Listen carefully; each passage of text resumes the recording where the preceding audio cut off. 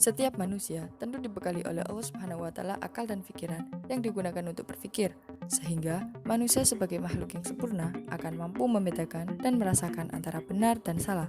Terkadang, bagi sebagian orang, menggunakan akal dan pikiran mereka untuk berpikir akan ancaman dan permasalahan dalam kehidupannya, baik itu rasa khawatir, cemas, hingga stres. Tentu, saya dan Anda pasti pernah merasakannya, bukan? Nah, gitulah cara kerja otak atau pikiran kita dalam merespon sesuatu yang terbesit di otak, yang mana hal tersebut dirasa perlainan atas kemauan diri atau dirasa sebagai ancaman bagi kehidupan seseorang. Eits, bentar-bentar. Anda sudah tahu belum perbedaan khawatir, cemas, dan stres? Oke, bagi yang belum tahu, yuk kita kenali dulu ya. Jadi, khawatir merupakan pikiran negatif atau dengan kata lain perasaan takut yang hanya dirasakan oleh pikiran, yang mana hal tersebut akan memicu seseorang untuk menyelesaikan rasa takutnya akan pikiran negatif tersebut. Sehingga, rasa khawatir bisa juga menimbulkan tekanan emosional, namun masih dalam keadaan ringan dan mudah untuk dikendalikan.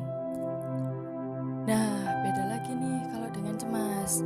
Jadi, kalau cemas merupakan sebuah rasa kekhawatiran atau berpikir berlebihan yang dilakukan seseorang secara terus-menerus akibat dari overthinking, sehingga dari hal tersebut menimbulkan kecemasan pada diri seseorang.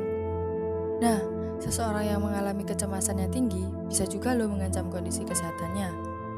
Dilansir dari Halodoc, efek yang ditimbulkan pada tubuh akibat dari kecemasan adalah gangguan kardiovaskular atau kecemasan yang memicu jantung berdetak lebih cepat sehingga bisa menimbulkan penyakit darah tinggi dan juga jantung.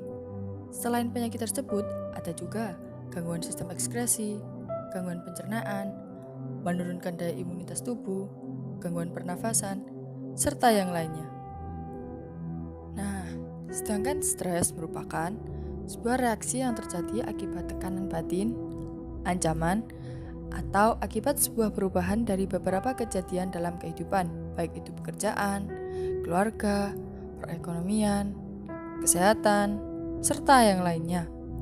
Sehingga membuat seseorang merasa putus asa, gugup, marah, atau tidak bersemangat.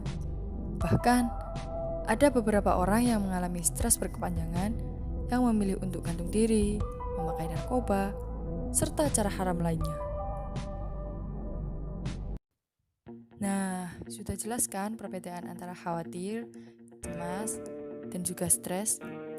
Jadi, kalau khawatir itu masih tahap ringan, kalau cemas merupakan kondisi dari akibat kekhawatiran yang tinggi atau berlebihan sehingga menimbulkan gangguan kesehatan. Serta, kalau stres merupakan gangguan batin atas ancaman perubahan yang dialami oleh seseorang, baik itu karena kesehatan, pekerjaan, finansial, serta lainnya. Tapi katanya di video sebelumnya kan mengatakan kalau video yang akan dibuat selanjutnya ini mau bahas cara pencegahan COVID. Terus kok ini malah bahas tentang cemas, khawatir, sama stres? Apa hubungannya dong? Nah, tenang-tenang. Di video kali ini juga masih bahas tentang pencegahan COVID-19 juga. Jadi, salah satu penyebab seseorang yang sakit atau seseorang yang terinfeksi penyakit COVID-19 bisa jadi salah satu penyebabnya adalah dari rasa takut atau khawatir yang berlebihan. Sehingga berbagai penyakit gampang tuh masuk ke tubuh. Penyakit tersebut juga nggak kalah main-main kan? Akibat dari rasa khawatir, cemas, dan juga stres. Nah, yuk mulai sekarang saya dan Anda harus selalu berpikir positif dan menerapkan kebiasaan-kebiasaan baik seperti berikut. Cuci tangan sebelum dan sesudah beraktivitas. Kebiasaan mencuci tangan terkadang dianggap sepele bagi sebagian orang. Namun, cuci tangan dengan memakai sabun merupakan kebiasaan kecil yang mampu menghambat penyakit serius yang menjangkit ke tubuh kita.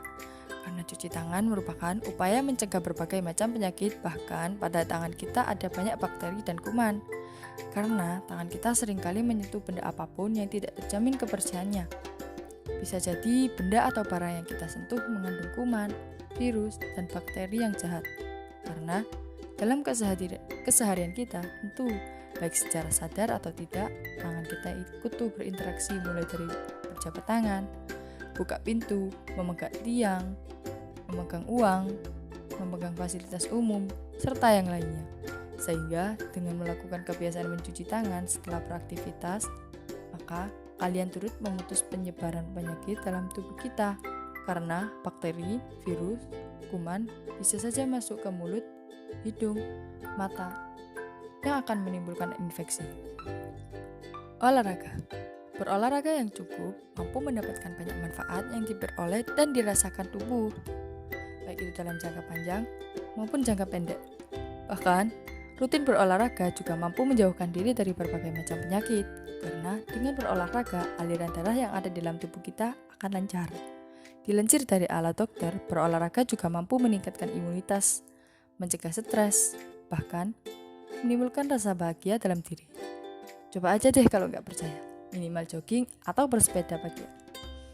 Pasti Anda akan menemukan manfaatnya, tapi jangan terlalu diforsir ya. Makan makanan bergizi. Tubuh kita memerlukan asupan gizi yang baik untuk tubuh tetap sehat, sehingga mampu menjalankan berbagai macam aktivitas. Tak hanya itu, makan makanan yang bergizi juga memiliki banyak manfaat, yaitu melindungi diri dari ancaman penyakit berbahaya. Mengkonsumsi makanan seharusnya kita memperhatikan beberapa hal, tak hanya gizi saja, melainkan memperhatikan nutrisi, kebersihan, bahkan tingkat kehalalannya. Dilansir dari alat dokter, kelompok makanan yang sehat dan bergizi meliputi sayuran, buah-buahan, daging, telur, kacang-kacangan, ikan, susu, serta yang lainnya.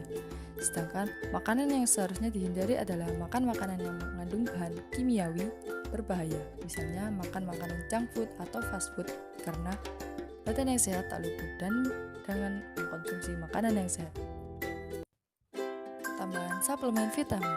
Untuk menjaga kekebalan tubuh, kita perlu menjaga imunitas tubuh kita dengan cara memperhatikan makanan yang masuk ke tubuh kita, khususnya vitamin, karena tubuh kita memerlukan vitamin sebagai penunjang kinerja organ-organ untuk bekerja. Vitamin yang diperlukan untuk tubuh meliputi vitamin A, B, C, D, E, dan K. Suplemen vitamin tidak hanya berbentuk seperti obat, namun Anda bisa memenuhi vitamin pada makan makanan, buah-buahan, dan sayur-sayuran. Dan untuk turut mensupport kebijakan pemerintah dalam hal memutus mata rantai penyebaran COVID-19, maka kita harus mematuhi kebijakan-kebijakan yang diterapkan oleh pemerintah dengan cara memakai masker dan physical distancing atau jaga jarak. Nah, sudah jelas kan, hidup sehat itu salah satunya berawal dari pikiran yang sehat dan kebiasaan yang sehat. Oleh karena itu, buang jauh-jauh ya pikiran buruk yang akan menimbulkan diri kita khawatir, cemas, dan stres. Tetap tenang dan selalu berpikir positif, meski saat ini dunia tersandung pandemi. Tetap yakin pandemi akan berlalu dan jangan lupa berdoa ya. Tetap stay tune di channel Communication ya, karena di channel ini akan ngasih tips dan info yang menarik lagi. Jadi, sampai jumpa di video selanjutnya ya.